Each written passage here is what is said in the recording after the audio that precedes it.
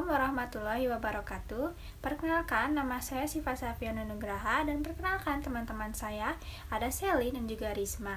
Kami dari kelompok 9 pada kesempatan kali ini akan membahas tentang pedagogi kritis.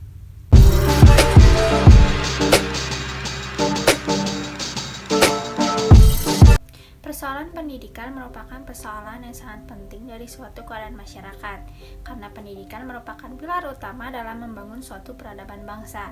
Pedagogi kritis muncul dari masalah-masalah sosial kritis dalam kehidupan manusia.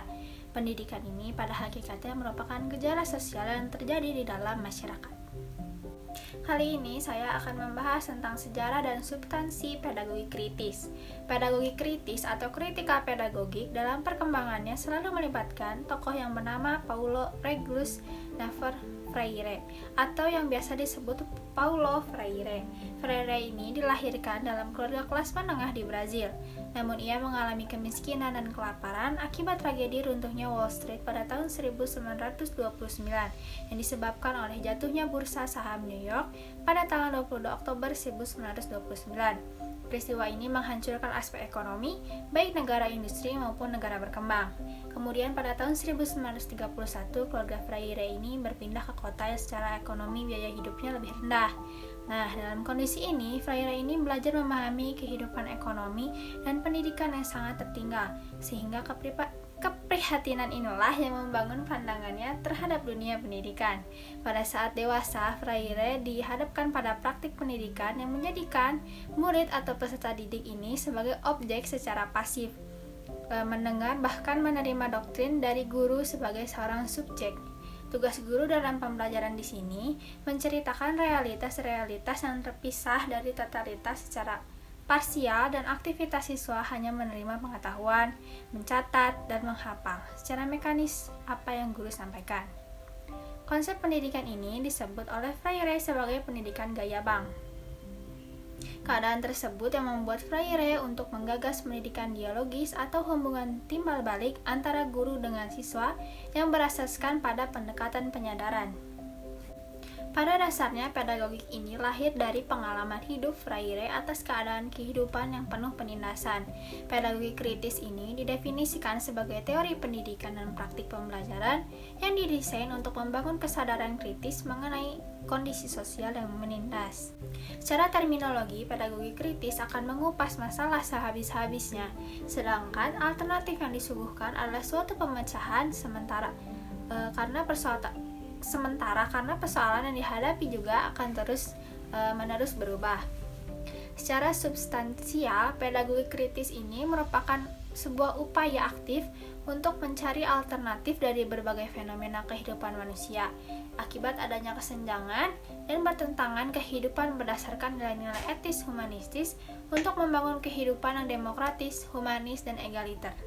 Assalamualaikum warahmatullahi wabarakatuh. Pada kesempatan kali ini, saya Risma Rizky Nahak akan menjelaskan mengenai pendekatan pedagogi kritis. Apa kalian tahu Taman Wisata Waikambas di Lampung? Di sana kita bisa menyaksikan dan berinteraksi dengan gajah-gajah. Kita bisa menyaksikan mereka bermain sepak bola. Selain itu, kita juga bisa menunggangi mereka dengan berkeliling di hutan. Gajah-gajah di taman itu yang dulunya sangat ganas, yang suka merusak perkebunan dan memasuki perumahan akibat habitat mereka yang menjadi sedikit. Nah, di manakah gajah-gajah tersebut dapat jinak? Mereka disekolahkan. Mereka disekolahkan di sekolah Waikambas. Di sekolah mereka diajarkan agar patuh dan jinak kepada majikannya. Jika mereka menuruti apa perintah dari gurunya, maka akan diberi hadiah. Sebaliknya, jika mereka berbuat kesalahan, maka akan dihukum dengan dicolek memakai besi tajam. Nyatanya, sekolah gajah yang seperti itu diterapkan di manusia, yaitu di siswa-siswa sekolah. Di sekolah, siswa diajari agar patuh dan tunduk. Jika siswa mengerjakan apa yang diperintahkan, maka akan diberi bintang atau berupa hadiah.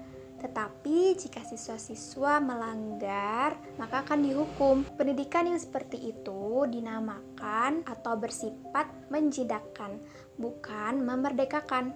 Paulo Freire, yaitu salah satu tokoh pendidikan, meluncurkan sebuah buku pada tahun 1970. Ia meluncurkan buku yang berjudul Pendidikan Kaum Tertindas, yang salah satu di dalamnya mengenai pendekatan penyadaran. Dalam upaya untuk memerdekakan itu, guru memiliki tugas sebagai pemimpin gerakan penyadaran. Dengan terbentuknya kesadaran kritis, siswa akan mampu membaca secara kritis situasi penindasan yang membelenggu mereka di sekolah. Penyadaran berkaitan dengan konsep praksis. Konsientasi merupakan proses di mana seseorang belajar memahami dan merasakan kondisi sosial, politik, dan ekonomi. Sedangkan praksis merupakan aksi dan refleksi sebagai suatu respon dari situasi yang ada dalam upaya untuk melakukan perubahan. Aksi tanpa reaksi akan membuat kita terjebak dalam aktivisme, sedangkan refleksi tanpa aksi akan menyebabkan verbalisme. Assalamualaikum warahmatullahi wabarakatuh. Perkenalkan, saya Selin Putriana Octaviandi Syaira dari kelompok 9. Di sini saya akan menjelaskan prinsip-prinsip pedagogi kritis. Yang pertama adalah dialog. Pemahaman akan dialog dapat menjadi salah satu cara menanggulangi permasalahan pendidikan yang saat ini terjadi. Dan masih terdapat unsur-unsur penindasan terhadap hakikat kemanusiaan. Freire pada tahun 2013 mengungkapkan bahwa terdapat cerminan keadaan masyarakat yang tertindas, yaitu guru mengajar dan murid diajar. Guru mengetahui segala sesuatu dan murid tidak mengetahui apapun. Guru berpikir, murid dipikirkan. Guru bercerita, murid mendengarkan. Guru menentukan peraturan dan murid yang diatur. Dan masih banyak yang lainnya. Berdasarkan hal tersebut, maka dialog tentunya sangat diperlukan dalam pendidikan agar manusia dapat menemukan hidup yang bermakna. Bukan pendidikan yang mematikan daya kreasi. Dialog tidak boleh menjadi alat dominasi. Kalaupun menjadi dominasi yang ada pun harus terhadap dunia, yakni penguasaan atas dunia bagi pembebasan manusia. Dialog menuntut adanya keyakinan terhadap sesama manusia untuk membuat dan mencipta kembali keyakinan untuk menjadi manusia yang seutuhnya.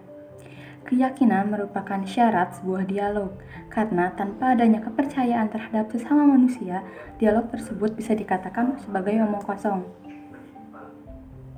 Dialog merupakan salah satu unsur yang penting dalam konsep pedagogis kritis, karena merupakan unsur esensial dalam pedagogi kritis.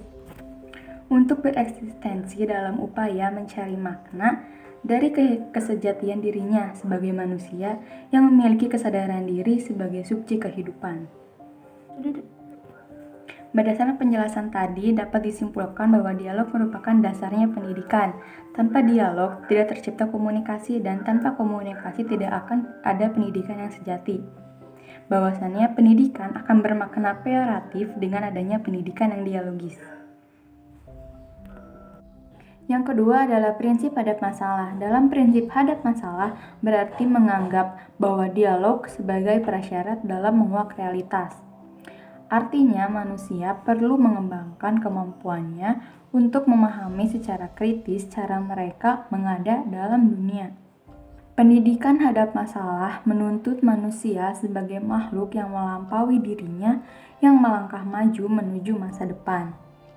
Baginya, masa lalu hanyalah untuk memahami lebih jelas agar dapat lebih bijak membangun masa depan.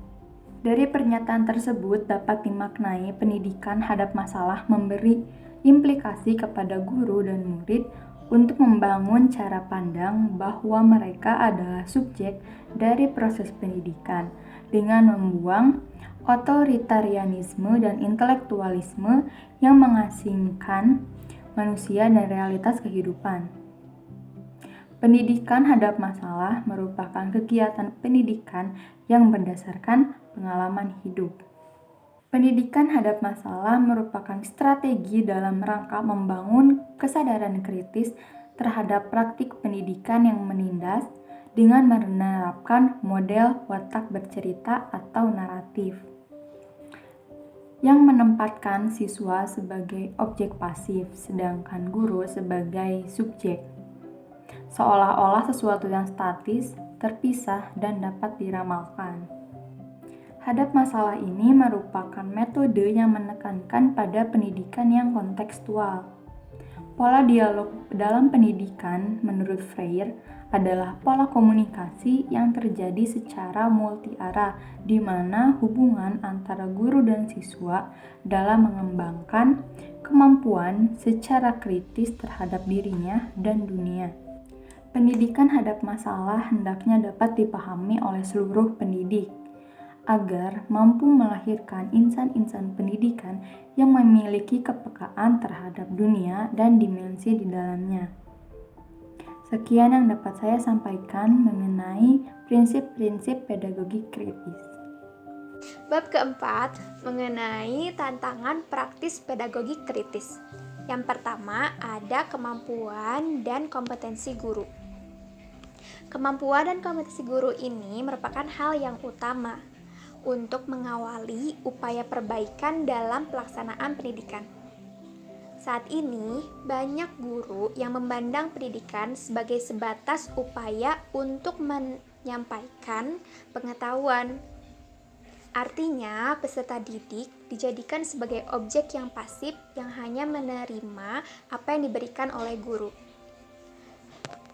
Sehubungan dengan itu, Elvin Dri tahun 2010 halaman 8 mengungkapkan krisis peranan guru bukanlah semata pada kekurang pahaman guru terhadap materi saja, namun juga disebabkan oleh pendalaman dan penjiwaan dari apa yang seharusnya yang dilakukan oleh guru dalam proses pembelajaran. Yang kedua adalah orang tua. Saat ini banyak orang tua yang mengabaikan fungsinya dalam mendidik anak dan keliru terhadap tanggung jawab mendidik yang hanya diberikan kepada guru di sekolah. Hal ini menjadi masalah terhadap masa depan anak yang berpotensi melahirkan manusia yang kering dari sentuhan moral dan spiritual yang seharusnya dibangun dalam pendidikan keluarga. Orang tua seharusnya ikut berupaya mendidik dalam membangun komitmen agar terwujudnya tujuan pendidikan yang melahirkan manusia yang berkarakter kuat. Pada bagian yang ketiga, cara pandang masyarakat yang apatis. Lingkungan turut serta dalam membentuk karakter seseorang. Berdasarkan hal ini, lingkungan ini memberi porsi bagi lahirnya anak-anak yang memiliki kemampuan menyesuaikan diri dengan norma atau aturan untuk hidup dan berkehidupan dalam pemahaman budayanya sendiri. Namun, lingkungan masyarakat ini seakan-akan menjadi dunia yang palsu bagi anak. Anak yang seharusnya mampu menjalani kehidupan yang penuh nilai dan norma serta beradab justru terkurung di dalam kehidupan yang tidak memiliki aturan. Materi kelima yaitu implikasi pedagogi kritis terhadap pendidikan. Pedagogi kritis dapat dipahami dalam dua makna, yaitu sebagai paradigma berpikir, berarti cara berpikir seseorang, dan pedagogi kritis sebagai gerakan nasional.